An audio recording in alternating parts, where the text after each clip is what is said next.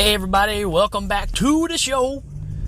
That's right, the only show brought to you from my car while I'm driving through the great state of Kentucky to get back to my home state of Tennessee on a daily basis. That's right, I work over in the next state. I just stopped and picked up our annual Christmas/Thanksgiving gift, which is a butterball turkey. And got that in the back seat, and I'm on my way back home. And not to use the word turkey in this movie, but I don't consider this movie a turkey at all. I think this movie is a lot of fun. Is it misguided? Sure. But it's such a slice of 80s greatness. You know, I like my 80s horror with a little slice of smoked cheese. And this one's smothered in it, right? What I'm talking about is 1986's Vamp. What's there to say about this one? It's just disconjointed at times, but it's a lot of fun. If you don't know this movie, first off, you've got Grace Jones starring in it, right? If you want to say starring. That's kind of a sordid term for this movie because she's in it, she's top billing, she doesn't have a single line in the whole movie, and I'm gonna sound bad for saying this, but of all of her acting that she's done, this is my favorite performance that she's ever done. Not because she doesn't have any speaking lines, I just think this really works for her. If you don't know who Grace Jones is, all you ladies out there, you want to talk about an icon for women empowerment. Grace Jones pretty much did it all. There was really nothing that she didn't do in the 80s. She is such an iconic 80s figure. Such an odd one, too. I mean, she's a model. She did acting. She did music. And was successful in all of them. So for all of you out there that are complaining about women being held down, I don't know, man. Grace Jones proves you wrong. I say suck it up. Boom! Grace Jones, there you go. You want some inspiration? Grace Jones is lathered up for you. We've got Chris McPeace in this too, or Makepeace. From the iconic growing up movie, if you want to call it that, the Summerfield Meatballs. He's little Rudy from Meatballs, but really my favorite movie that Chris is in, hands down, is My Bodyguard, which all these movies will probably eventually pop up on this show anyways. I love My Bodyguard, and I love his character in that one. He's great in this movie. You got Robert Russler, who, let's face it, he's one of the John Hughes kids, right? He and Robert Downey Jr. were the bad kids in Weird Science, right? You may also recognize this guy from being in the second Nightmare on Elm Street movie. This dude got around for a bit, and I just always find him enjoyable in any movie that he's in. And we also got Dee Dee Pfeiffer in this, which is Michelle Pfeiffer's little sister. She's great as well. You got Getty Watanabe in this, right? Long Duck Dong. Remember, I just brought up the whole John Hughes thing. And you got Billy Drago. If you need a bad guy in an 80s movie, all you had to do was pick up the phone and call Billy Drago, and you had it. He plays the same character in every movie, but he does it so well. And that pretty much rounds out everybody worth talking about in this movie. The story is super simplistic. It is so 80s, it's unbelievable.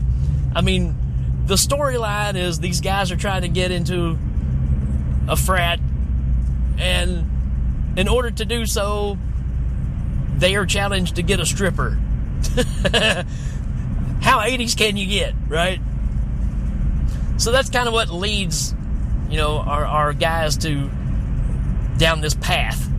So they're trying to get into the frat. They go down to a seedy part of town.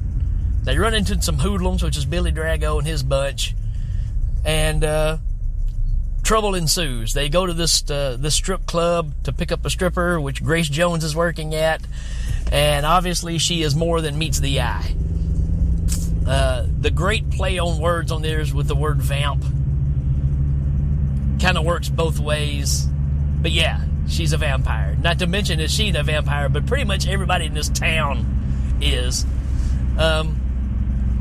This movie really is, if you had to put it in some sort of terms, it's like if you took a vampire flick and crossed it with a John Hughes flick, because it has such a weird science kind of vibe to it. It's got a adventures in babysitting vibe to it, all while being set in this underground, undersea belly, layer that is all these vampires. And what's cool about it is, yeah, they're vampires, but they're trying to make a buck, right? They've got this business, and for all the problems that this movie has, there's some pretty genius ideas that really, I'm going to say, got borrowed from this movie eventually. So yeah, this has a very fun atmosphere to it. Like I said, very much weird science. I even really expected there to be a scene at the bar where they're sitting around just like in Weird Science, and the guys are just having fun with the elder gentlemen that are at the club or whatever. It just has that kind of feel to it. There's some pretty good gore in this.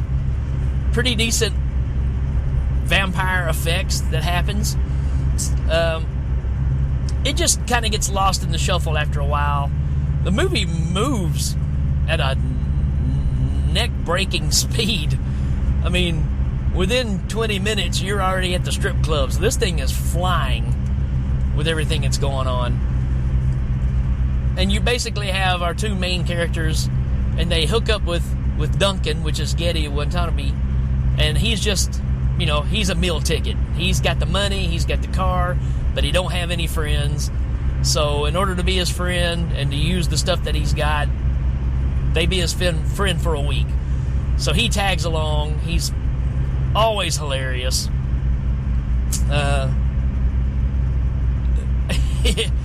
He says a lot of things that are pure 80s gems that obviously you couldn't say nowadays.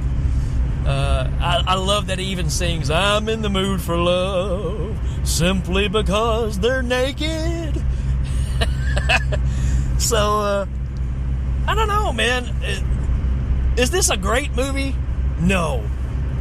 Is it a good movie? Sure. Is it a lot of fun? Absolutely. There's a lot of just misdirection that happens. There's the whole mystery of, is this stuff really happening? Is it not? Do people end up, you think, getting knocked off, end up coming back?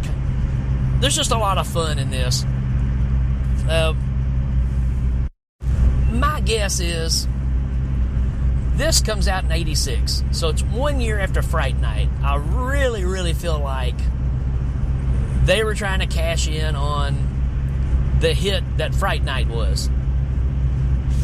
It feels pretty obvious. Some ideas seem a little rushed, but overall the humor works. You could take this movie and Fright Night and Night of the Creeps and put them all back to back, and they're real similar as far as how they feel, how they move, and how they entertain. So I think that alone gives this movie credit. For all its weak spots that it's got, it is very entertaining, and it really comes down to our two main characters more than anything else. And again, Billy Drago being Billy Drago.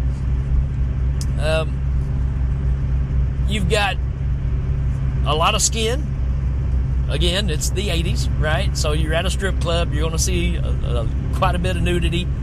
But it's not as much as you would think it would be either. Lots of 80s music. You've got a lot of interesting lighting decisions.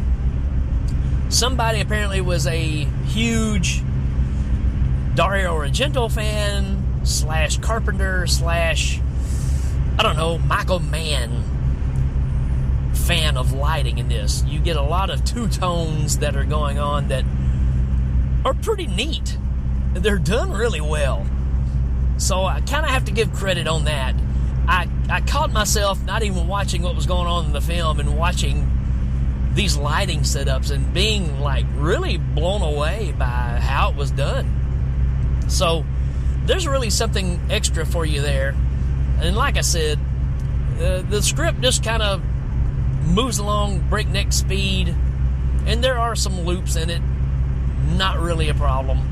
If you just settle in and enjoy the ride, and you like the 80s nostalgia of things, I don't think you can really go wrong with this one. It's a nice movie to revisit.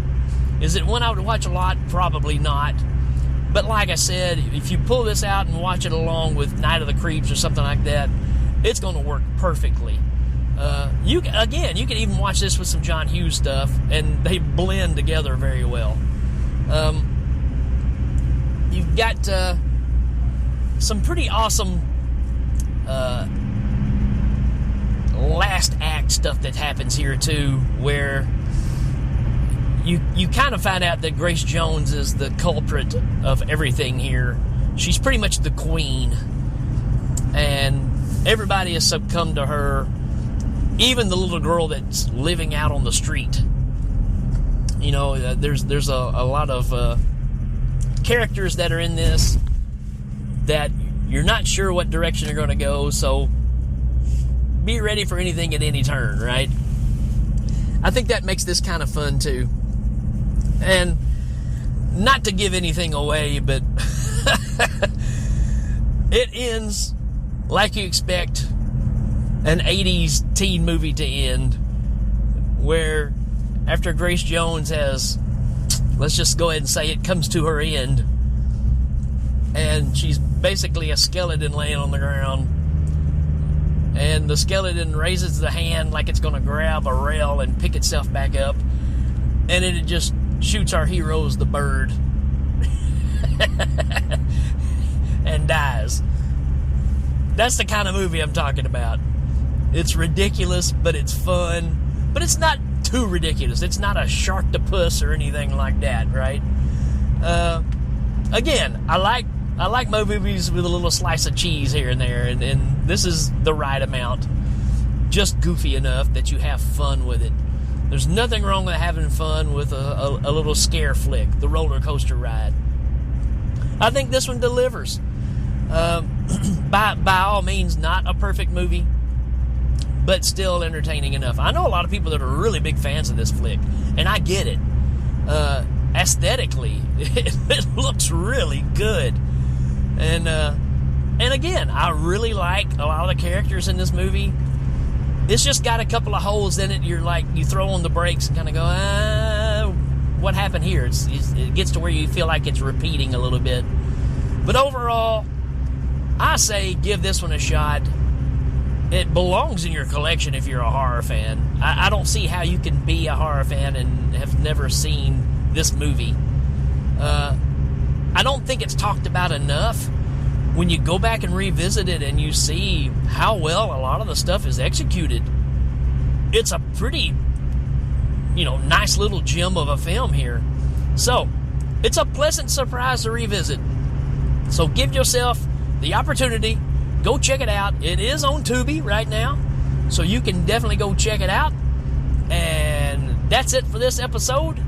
I did want to say, for all the weaknesses, again, I really think the idea of this movie has been borrowed. There's another movie that follows up with this called Innocent Blood that I'm a really big fan of too, that I think possibly borrows an idea from this movie. The fact of the vampires are getting rid of the people that nobody's gonna miss, right? So it's a different kind of concept of they're kind of cleaning the streets, right? So if you're gonna get rid of the people that are the bad ones, right? Innocent Blood borrows heavily from that. We'll talk about that one too. But I'm also gonna say there's a definite hint of From Dusk Till Dawn in this as well. The whole bar scene, the vampires, it really, I'm going to say it kind of borrows from it. What say you? You can agree or disagree, just let me know. But I'm glad that you took the time to check this out. And folks, we will check you out next time. Adios.